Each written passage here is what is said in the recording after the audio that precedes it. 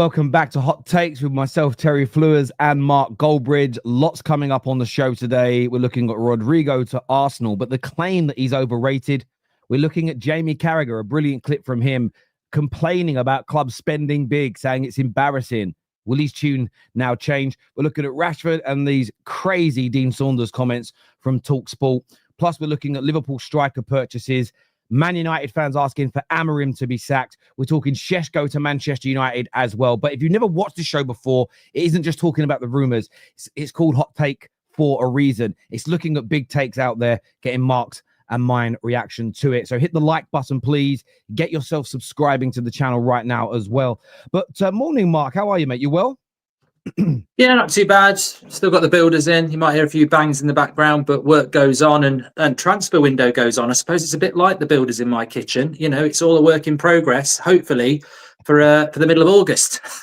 Absolutely. And it was very nice to be on the United stand last night, by the way, and be able to do the... Yeah. It was nice. I enjoyed it. You've scammed... I said that on the morning show. You've scammed me on Mbumo. You had the Ornstein bomber when I was flying to New York, and then I'm driving back from Manchester, and I get a message at 5 to 8 saying, sorry, I'm a bit late telling you this, but it's happening at 8 o'clock. I thought, that doesn't help me halfway down the M6 in torrential rain, but I thought at least Terry's doing the 8 o'clock.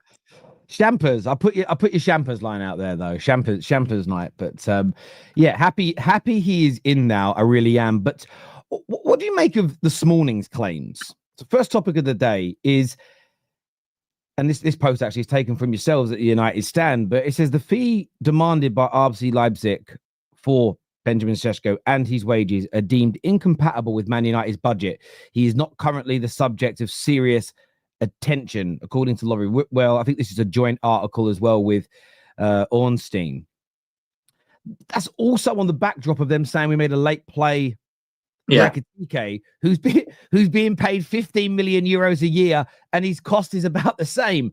What do you make? Is this public negotiation by Man United, or is this us really thinking more about a Dominic Calvert-Lewin?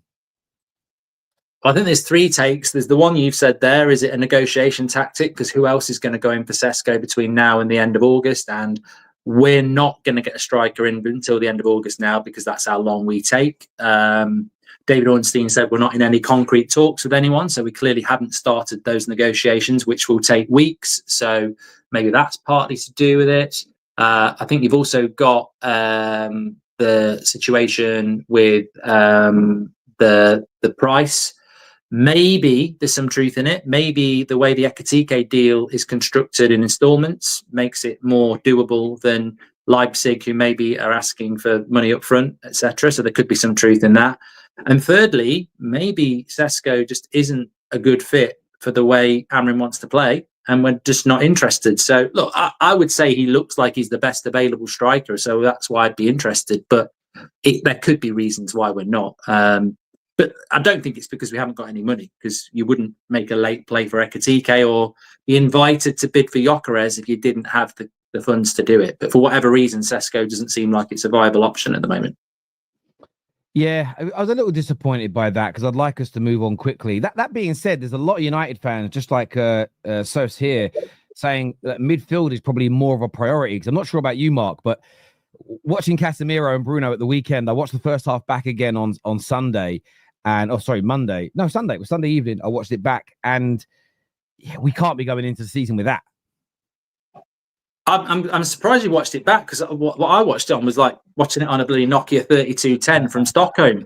It was terrible coverage. I genuinely couldn't tell who was who. It was that bad at times, but you could see the midfield was a problem.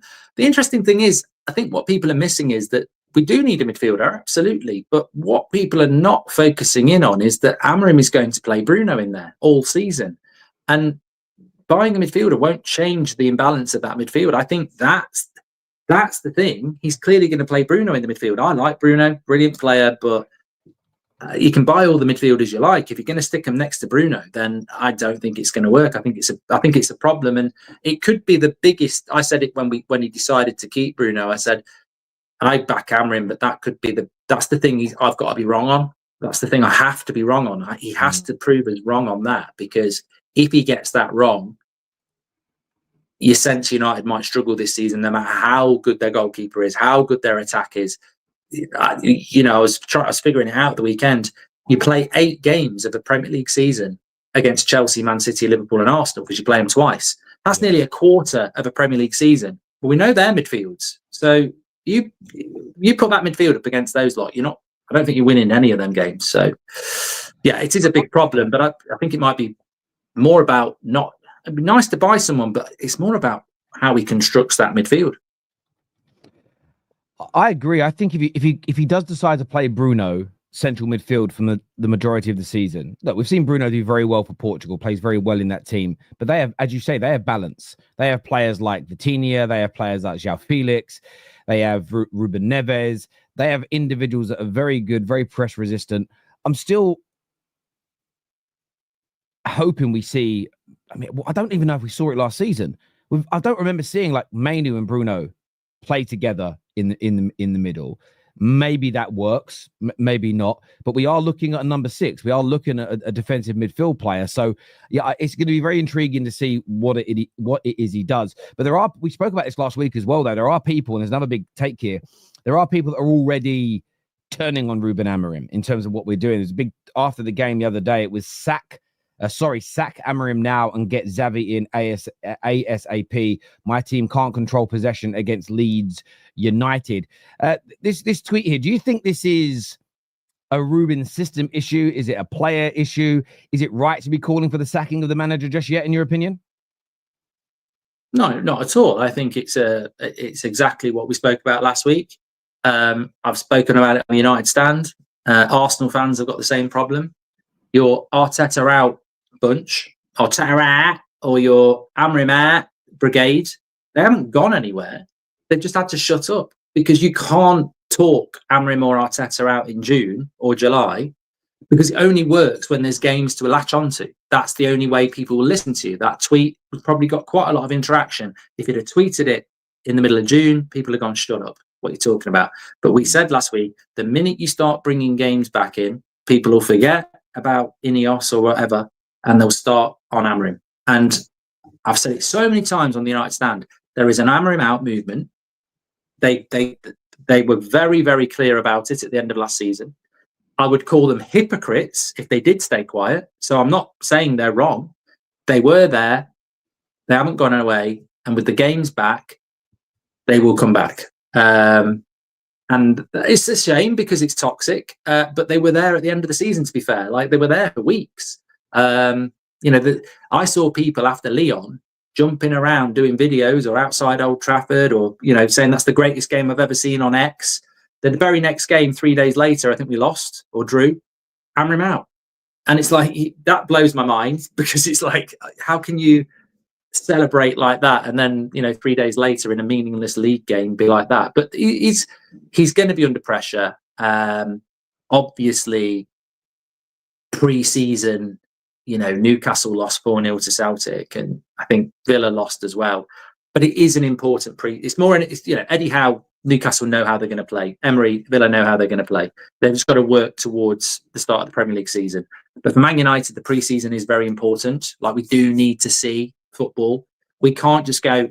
I think one of the players did it. I can't remember whether it was Ahmad. They said, we want to put results on, but really it's all about the Arsenal game. And I thought, it isn't, though. I don't like that mentality from a player, because that's the mentality if you're at a different club. We're not just building fitness. We're actually meant to be building a system. I'll let it slide against Leeds. It wasn't great.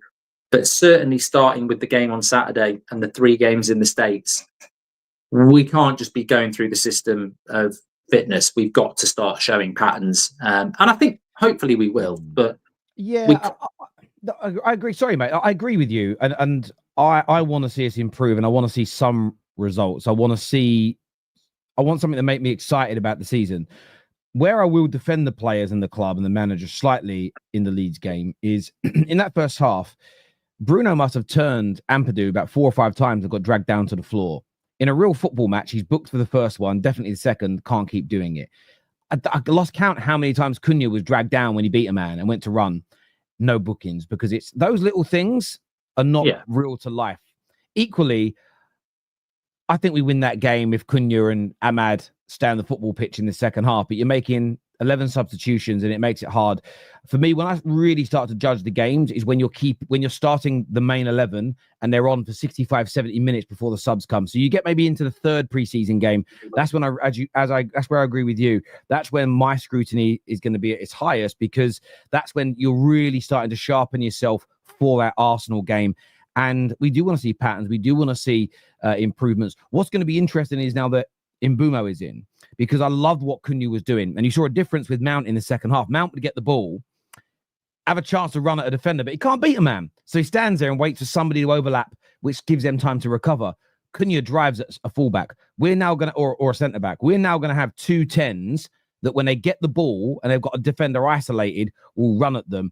I'm so excited to see what that may bring to our attack, because we lack it. Other than Cunha, Ahmad can do it too when he's in that position. Bruno can't take a man on like that. Mount can't take a man on like that. Garnacho, who last season tried to, but rarely gets past the man, doesn't have that explosive power. So I'm with you. I want to see the improvements in the team, but I'm not looking at turning on the manager yet. I think I don't even want to put that out there in the ether. I don't want to give that to the media. I don't want to give that to rivals. For me, I think that's something we should keep in-house for now. Even if you think about it, I don't see how it improves the team at all. A few super chats here. It says Bruno's performance, position, and play could be Ruben's downfall. Yeah. Well, yeah. I mean, if he's playing badly or it doesn't It's work. Look, I don't like it. I mean, I think the Saudi bid was great for Saudi. You know, promotes what they're trying to do. Apparently they're trying to do it with Isak. But for Manchester United, it created a massive problem, because if you sell him, you're selling him, and that's a big story. If you keep him, you're turning down that money, and that's a big story. So I do feel sorry for Amrim to a certain extent, because all he's doing is keeping a player that he feels is really important to him. But we also know a lot more about Bruno than Amrim does in relation to Man United in the Premier League. And you're putting him in a position where many of us are like, that's not his position. But you have basically identified what Amrim wants from his number 10s. He wants speed and he wants ability to run at people. And I think Bruno's a number 10. And I think if Bruno plays in a system where, like Arsenal in the Odegaard role, perfect. But in an Amrim system, he wants these wingers basically, or Cunhas, who are, flair players who can run at people, score goals, create goals. And Bruno can't do that.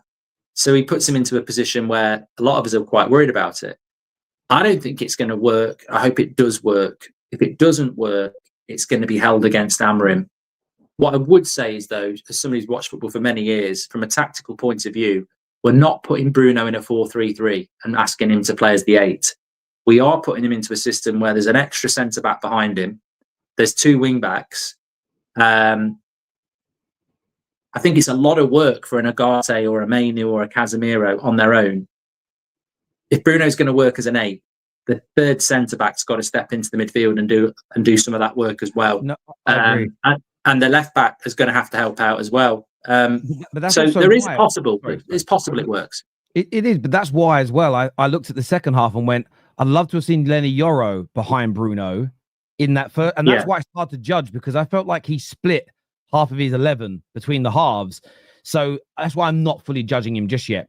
Bruno having better players around him will make him much more disciplined in the midfield, especially with a press-resistant Kobe next to him. That's the hope, my friend. That's the hope. This here from Adele says, I think whenever we have big news of transfers, Mark should be on the move to somewhere to get it done. It's a good point. Every time it's close, just go on a plane. Anytime. Even taking the dog a walk. We got a here we go when I took the dog a walk last week as well. Like the Mbeumo deal just did me. I may as well have just said I'm not involved in it. Every step of the way, I wasn't available for Mbeumo. So maybe that's a good thing. Yeah, I mean, mine's the other way. I was washing my car the day we got the here we go for Mbeumo, and when the third bid went in, I finished, came in, just sat down for a check, sat down, looked at my screen, and within 3 seconds, Ornstein tweeted. I was like, the timing. We had it on one of our shows with Spurs. This was the best super chat ever. The super chat came in from a Spurs fan that said, Baldy, as in Levy, better hurry up and get some business done. Within 10 seconds, we read that out. the here we go dropped. It was kind of crazy. So we've had good timing on it this year. Rob here says, I've always suspected we've got more money than United are letting on. I'd be interested to know what you and Mark think. Well, we've kind of alluded to that already. I think look, for me, there is money to spend, but I think we want to spend the right money on the right players. You know, I think the club's admitted we paid for Mbeumo the higher end of his valuation, but now all the truth's coming out, and that Brentford were taking the piss. You know, 77 million they wanted. They were trying to. They were trying. I mean, turns out as well. Newcastle, I don't believe that though. I don't believe that. You don't. No. But you wouldn't. That's good for Ineos. No. But where's it come from? Who did that come from? Whitwell. Yeah. Whitwell put it out. I think the Chris Wheeler put something similar out as well. But these are look. Yeah. I ain't got a problem with these journalists, but I'm sorry. I've said it for a long time. Journalism for me is uncovering stuff and, you know, working off your own bat. So many Man United journalists just take it from the club and they don't ask about it. They just go, oh, yeah, who put that out? And where's 77 million come from? We've had David Ornstein working on this for 2 months. We've had, Romano briefed on it for 2 months. Ben Jacobs has been quite good on it as well. No one's ever mentioned 77 million. We do the deal and the next day, oh yeah, Brentford wanted 77. Would we have said that before we'd done the deal? No, because Brentford would have gone, what the fuck are you spreading lies about? You're not, you know. So I think it's always, it's PR. It's fine. Look, I had this chat with someone this morning. They said 65 is a lot of money, innit? And I went, but 55 is a lot of money if he flops. My only concern with spending 65 is that what does that do to our budget that's left? Budget for everyone else, yeah. Yeah. We, 50, Elanga's a flop at 55 if he doesn't do well. So, yeah, it's not like it's 80. You know, if you spend 80, that terrifies me. But 65, it's a little bit expensive, but it's only 3 more than Cunha. It's in installments. And as we just said there, if you pay 55 and he flops, he's still a flop. So, look, he's a Premier League proven player.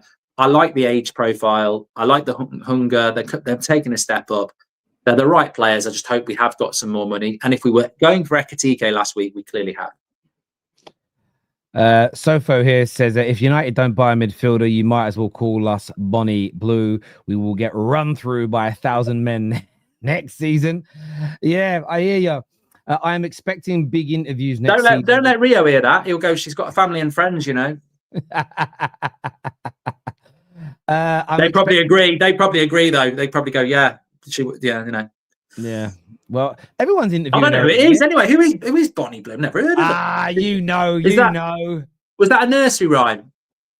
She have a little. She feed the lambs and stuff. I can't remember her name. Was that Bo? Yeah, who fed? Little Bo Peep. That was Little Bo Peep. Yeah. Oh, Mary. No, it was Mary had a little lamb. As white as snow. And everywhere that Mary went, the lamb was short. I haven't thought about that nursery rhyme in years.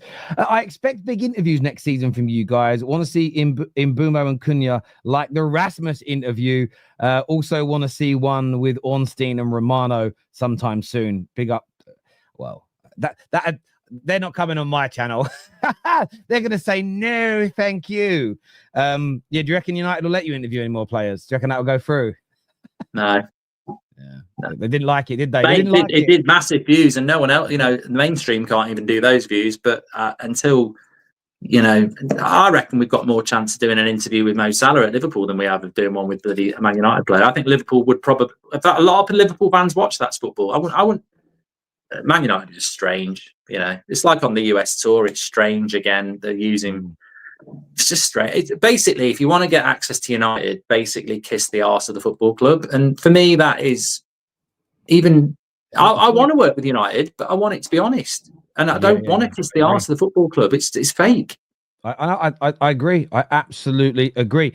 Viewers, hit the like button for us, please. Make sure you're subscribing. Liverpool spent a lot of money this summer, Mark. They've invested a lot of money. We're going to look at Hugo Ekitike, Isak in a minute. But let's take a listen here to Jamie Carragher talking about spending money only a few months ago. You tell me, that's embarrassing from Chelsea. Without looking at the transfer fees as well. Yeah. Honestly, God, it's just. I mean, would you want that? I mean, some fans would want that because they get all excited and we won the transfer mark.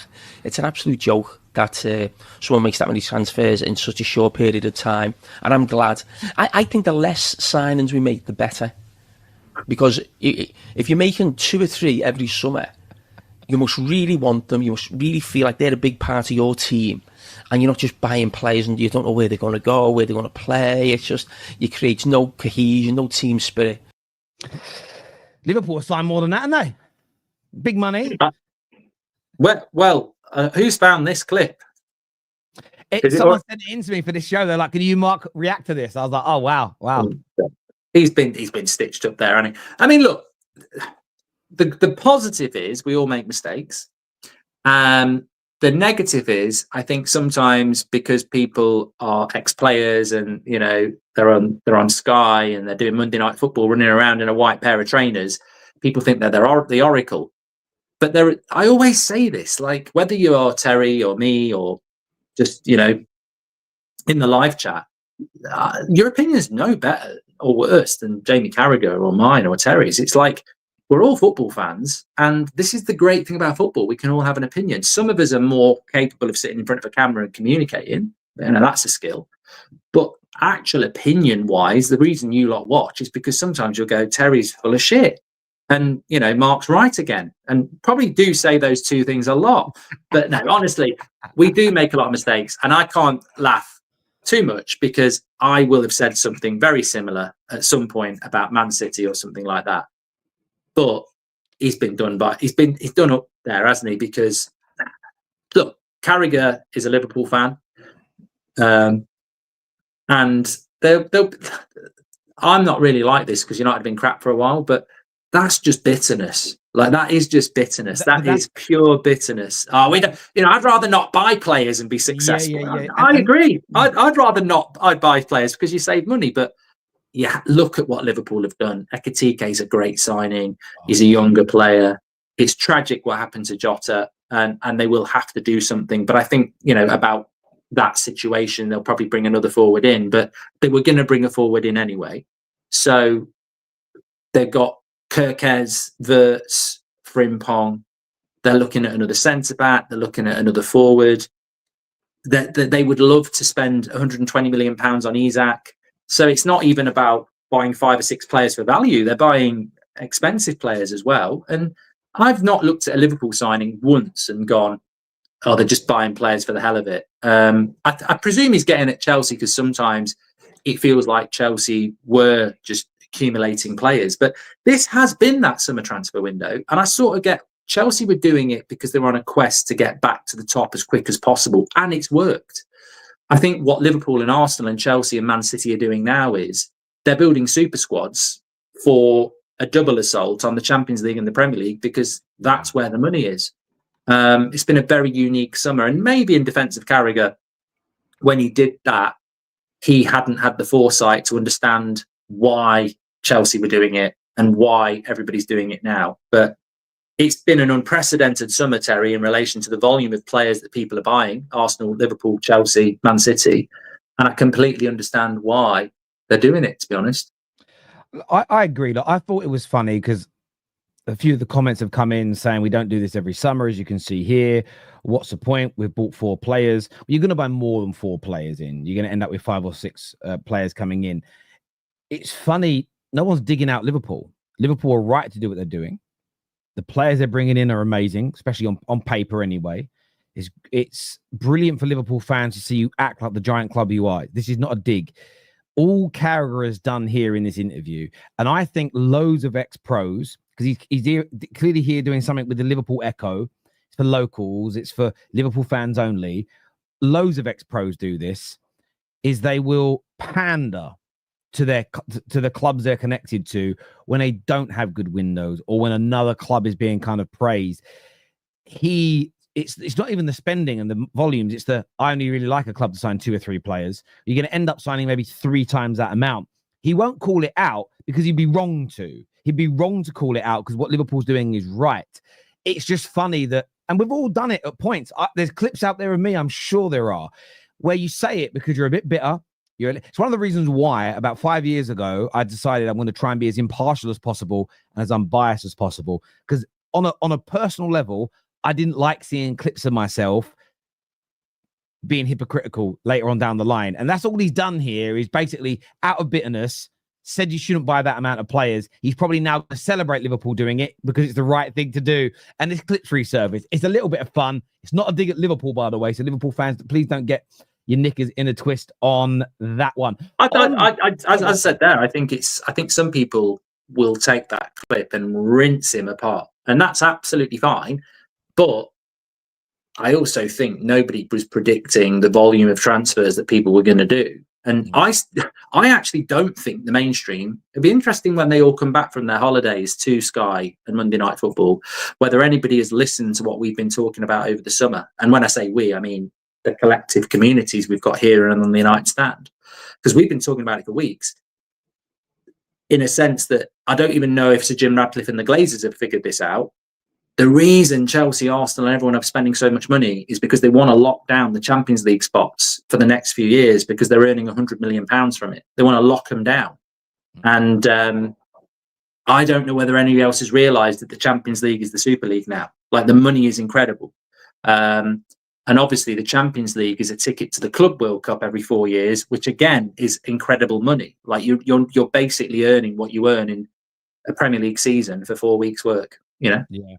No, I agree. They are going big on it for that reason. There's no doubt about it whatsoever.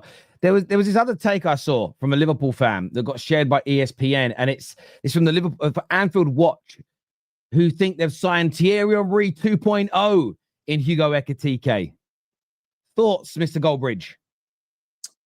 I think the closest thing I've seen to Thierry Henry in the Premier League is nothing, because he was an absolute legend of the Premier League. I think he talks shit most of the time, actually, off the pitch now. But you know, so does Gaza, and he's the greatest player I've ever seen for different reasons. I'm not comparing Henry to Gaza off the pitch; they've got different issues. But I mean, he was a fantastic player. And but the closest I would say I've seen to Henry in the Premier League in recent years is probably Isak. And I'm not saying they're close. I just felt that was an interesting move if Arsenal ever did it, because of the connection they have with him. So Newcastle were looking to replace Isak with Ekitike. So I wouldn't dismiss the comparisons, because he's still ridiculously young. He's going into a Liverpool side where, honestly, I'd say I'm quite envious of Liverpool in the sense that same. I think that they're just so patient with their players. Man United aren't like that. You know, I look at Gravenberch, first season wasn't great. Darwin Nunez hasn't been great for 2 years, but they still are patient with him. So if you're a young player going into a team like that, they're going to be ridiculously patient with him, and that's going to give him confidence. So I think his potential is there to be realised. What his potential is, I think it's incredible to say he's the next Thierry Henry. But I don't want to be sat on here when you've got rid of me in a couple of years' time, and I'm here with the clip and everyone's reacting to that. I mean, if he can be anywhere near Henry, that's incredible. But I wouldn't dismiss it. I mean, somebody's got to be the next R9 at some point. Somebody's got to be the next, Zidane. So it will happen. There'd never be another Maradona, and then Messi came along. You know, there's some people still think Maradona's better, and that's fair. But there will be someone that can emulate it at some point. But viewers, give us your opinions on that. Is that too much of a hot take? Let us know in the comment section below. Now, we know that Arsenal are in for a left winger. I think it's been confirmed by the Gunner blog, a very respected podcast in the Arsenal community. And they're again linked with Rodrygo. That deal is on. That deal could happen. But I saw this post from an Arsenal fan who said that only Real Madrid fans rate Rodrygo. He is such an overrated player. Doesn't score enough. Doesn't create enough. What exactly is he good at? Do you think Rodrygo's overrated? Are Arsenal and Liverpool fans are linked to him getting a little bit too giddy? I want to hear more from this guy, because I really want to know what he thinks of Madueke, because that's gonna really tip the balance here. Because if he goes, Madueke is one of the most underrated players in Europe, then that just tips it over. I'm not a Real Madrid fan. I love Vinicius Junior and Rodrygo. I know it's easy to hate on Real Madrid because they're so, they're the biggest club in the world, aren't they? But I really like Rodrygo, and the great thing about the Terrace and That's Football is that a lot of our content, we don't talk about United, because I got United Stand, and you do other content as well, and that gives a level of maturity and love for football away from your own football club. And look, through no choice, I can't watch Man United in the Champions League. So I do watch the Champions League a lot, and we're never in it. So I get to just enjoy football, and I enjoy watching Rodrygo. I love players who get you on the edge of the seat. He's a flair player. He's a winger, and I'd love to see him in the Premier League. I mean, I don't really want to see him in a Liverpool shirt or a Chelsea shirt, but it's a bit like when Haaland went to Man City. It's weird. I'd rather he was in the Premier League than not. And if it's at Man City, well, it makes the Premier League. I'm proud of the Premier League, and I want it to be the best. So I'd love to see Rodrygo in the Premier League, ideally in a Man United shirt, but we don't play wingers. It's never going to happen, and we can't afford him. So no, I don't think he's overrated. I think he's a victim of the Mbappe deal, and he had a bad year last year. He was the biggest victim of that. And he's obviously a victim of Alonso's system. But put him in a 4-3-3. I would say, well, Real Madrid don't think he's overrated because they want 100 million euros for him, and that's the sort of price that you're looking at. So no, I think he'd be a real asset to whoever gets him. On your Madueke point, on the thread for this guy's tweet was this, which statistically shows that Madueke is better. Yeah. More key passes, more crosses, more carries, more dribbles, more NPG, whatever that means, more expected goals, just not more assists. According to the stats, Madueke is better, ladies and gentlemen. You know what? You know, with Madueke though, all he's going to be is Trossard. He won't be a success, and he won't be a failure. He's just. I get the signing. I think it's expensive, but does Madueke make Arsenal's squad better? Yes. Is he going to dislodge Sesko? No. Is he going to play off the left every week? Probably not. He's basically what they wanted from Raheem Sterling, and it didn't work out. You know, I get the signing. Liverpool, look, Arsenal fans would rather have Rodrygo than Madueke. Mic drop. That's it. But now what they've got to do is what I would do is they've got to justify Madueke because he's wearing an Arsenal shirt.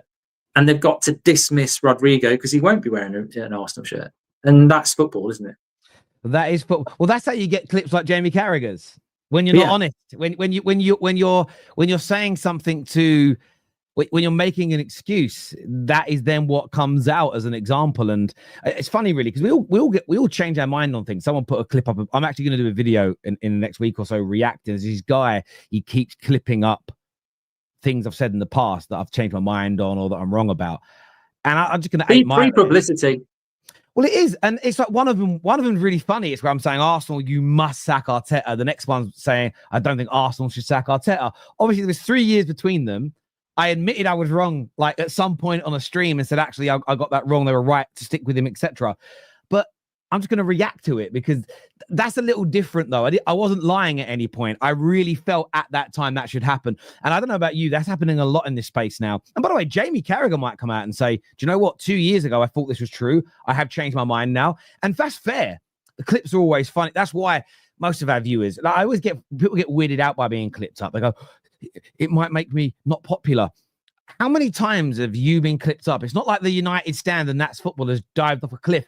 I've got people that come on my shows and get really upset. They're always messaging Terry, you put a clip out of me and now I'm getting a lot of people banter me. I don't like it. I'm like, mate, do you want to work in this industry? Yeah, I want to be a content creator. Then you've got to grow a thicker skin. It's not, it's just noise. Like, it's not bad. It really isn't, especially if it's a football opinion. Do you know what I'm saying? Like, if it's you've had some crazy out of context clips go out about you, about running through fields and all sorts. Do you know what I mean? And they're nothing. They mean nothing.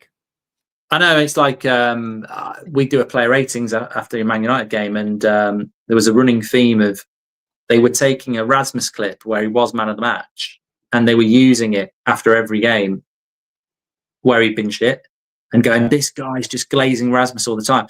But then it was getting worse. It was like there was an Onana one where he'd had a really bad game, but then he'd actually had a good game. And then someone had clipped it up and gone, this guy's just pure racist, giving him a 4. But people don't look at it, even had the date on. The date was different. But people just want to follow. I think one of the most dangerous things in modern society is the inability to fact check. Like we made a mistake at the weekend. I was talking about it in Manchester yesterday. We did a tweet after the game on Saturday, and it was a quote from Amrim, and it was we don't have enough legs and something in the midfield, and it was just a sentence. And I was saying to them yesterday, I said, you do realise that was from an article where he kept talking, and the person who tweeted went, no, I just saw it as a quote. I just saw it in a paper, something like that. I was like, oh, that's fine, but that paper's obviously not taking the full quote, because what it actually says, we don't have enough legs in the midfield, but with Bruno in the midfield, I can see the patterns between Cunha developing, and that's just going to get better and better, and we can use Mainu instead of Bruno. So people were like, oh, he's going to get rid of Bruno from the midfield. He literally says in the next sentence, he's basically not going to get rid of Bruno. So he's basically saying we need more legs, but he loves Bruno in the midfield. So yeah, out of context is a society problem. And I think it comes from laziness, because people love to cancel people. They do. They just love to do it. They love to try and take them down. And you get it in all walks of life. It's taking people out of context and or lying. Like, I get it a lot. So I might do a video today. There could be an article that comes out from, I don't know, Ben Jacobs, who says Man United are advancing in talks with Sesko. We do a video that will say Man United advancing in talks with Sesko, or Sesko to United advancing with a question mark. We do the video. Sesko then signs for AC Milan in a week. Terry told us we were getting him. So what do you mean Terry told you? I reacted to the news. But it's those kind of things. And like people like do it to me a lot. Terry only talks about Arsenal and only interacts with Arsenal fans. I did the thing talking to the AI on Twitter yesterday, asking who my biggest haters were, asking who my biggest fans were, or who interacted with me. I can tell you your biggest haters. I know your biggest haters. You don't need to ask AI. Well, it was you for about 10 years, to be honest, Mark. Right, yeah, it was. Yeah. No, but I don't need to ask AI, but it showed all the people that interact with me the most and support me the most and retweet me the most and like my stuff the most. You were actually on that list, to be fair, and the United Stand. It's all Man United accounts. But the amount of people go, no way this is true. And it's like, that's because you're indoctrinated to think that all I do is talk about Arsenal. It's just what haters put out there, and it kind of is what it is. Final clip I want to play before the end of the show. This was Dean Saunders yesterday talking about Marcus Rashford. Let's take a listen. I think a lot of people are baffled. Man United get rid of him and make him train on his own, and then he goes to Aston Villa and they don't want him, and he goes to Barcelona. Hansi Flick, the manager, and Deco, who's his director of football, I think. I don't know what's going through their heads. What have they been watching that we haven't? He doesn't deserve the move. No. He doesn't deserve to go and play for Barcelona for what his performances he's put in at Manchester United have been pretty shambolic, right? I thought he was nearer to going down the road of Dele Alli than he was of going to Barcelona. I thought he's nearer that road. I'd say to him as well, look, spin the Rolls Royce, because fans can't pay, some of the fans watching you can't pay the electric bill. Yeah. So we need to get rid of the Rolls. Read the room, right? We wanted to drive around in a Mini Cooper. What other idiot would drive round in a Rolls Royce or a Bentley like that? Bin the Rolls Royce. Fans expect you to have a nice car.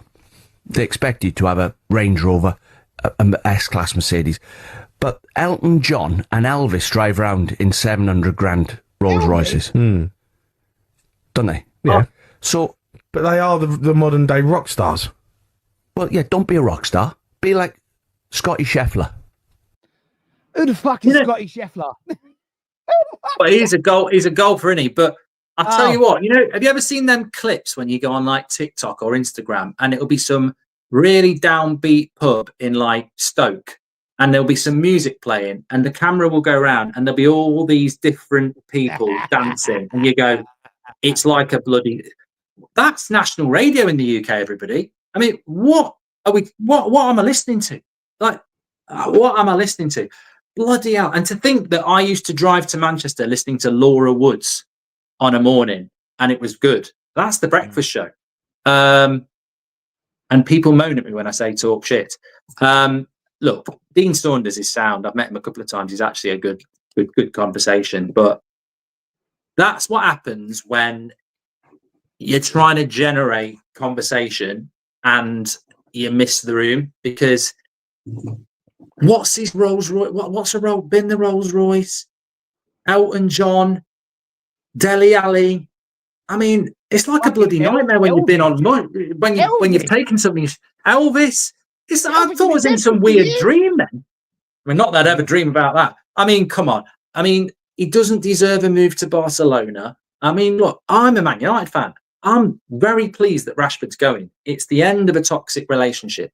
But I've always said, if you can get Rashford and change a couple of things about him, there is still a footballer there. And Barcelona are getting him for next to nothing. And they play in a league where they play a lot of teams that aren't that good. And I think, I mean, I even did some statistical analysis the other day. Barcelona averaged 17 shots a game. And in those 17 shots, Lewandowski, Rafinha, and Yamal get about 4 each. And Rashford's conversion rate is about 15%. So he's going to score a goal every 6 shots. So he's going to score a goal every other game. And this is stats, you know, I'm not stat man Dave or any of that shit. But what I'm saying is, if he scores a goal every other game and he plays 40, 50 games, he scores about 20, 25 goals for very little outlay. So look at what Anthony did at Betis, and he couldn't even handle the Premier League. So I think if you put, I don't know, let's say you put Liam Delap up front for Barcelona, I think he would score 20, 25 goals. Not because he's amazing, but because in a team like that, you are going to get opportunities. You put Marcus Rashford at West Ham, I'd go, fucking hell, that's not going to go well.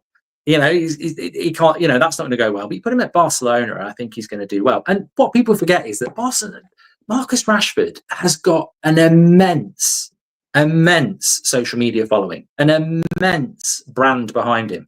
Yeah. That appeals to Barcelona as well. So football isn't just about what you deserve. Like, there are lots of ticks in the box for Barcelona. I think Rashford is lucky in a sense, but you can't begrudge him that. And I think it's a good deal all round. And I don't think people should be sat there. You can have an opinion on it, but I completely understand why Barcelona want to do it. He's really cheap.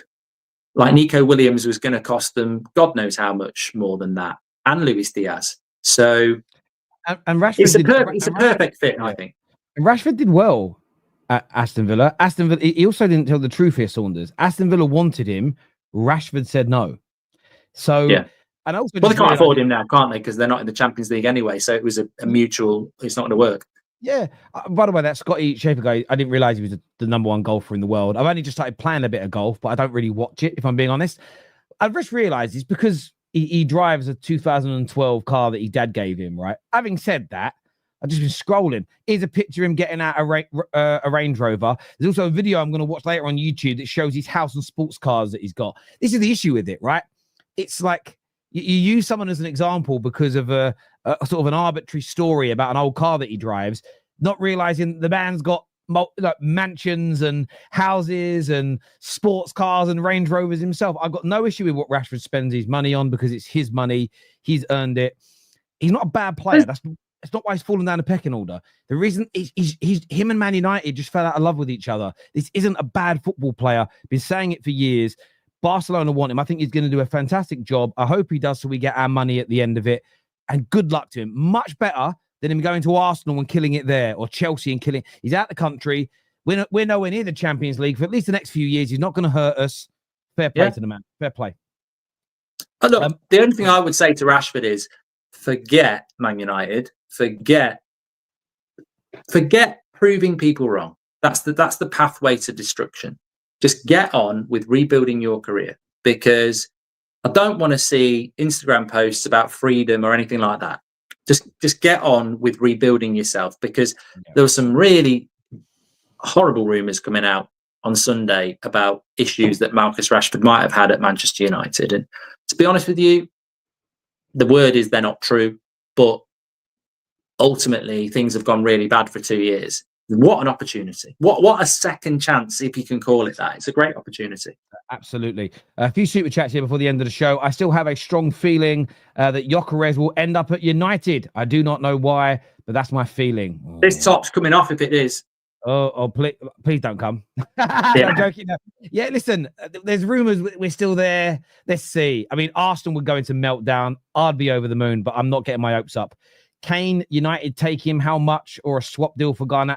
Yeah, I'd swap him for Garnacho. Yep. This here says that Goldbridge on Jackson sums up the issue with most football YouTube. Shit surface level analysis. No mention of underlying stats. Going off narratives. Lazy. Oh. No. Did he slide into an OnlyFans DMs? Yeah.